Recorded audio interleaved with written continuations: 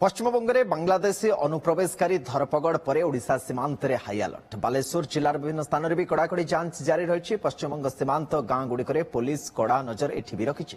বাংলাদেশী মানে ডুপ্লিকেট আধার কার্ড তৈরি করে ওড়িশারে ফেরিবালা, রাজমিস্ত্রি ইত্যাদি কাম করুবার সন্দেহ করা যাচ্ছে।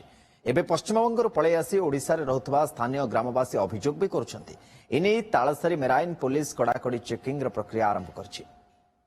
ଏବେ ଯୋଉ ପଶ୍ଚିମବଙ୍ଗରେ ଅନୁପ୍ରବେଶକାରୀ ବାଂଲାଦେଶୀଙ୍କ ଉପରେ ଦୃଢ କାର୍ଯ୍ୟାନୁଷ୍ଠାନ ନେଇଛନ୍ତି, ସେଇ ଭୟରେ ବାଂଲାଦେଶୀ ବର୍ତ୍ତମାନ ପଶ୍ଚିମବଙ୍ଗ ଛାଡି ଓଡିଶା ମୁହାଁ ଆସିଲେଣି।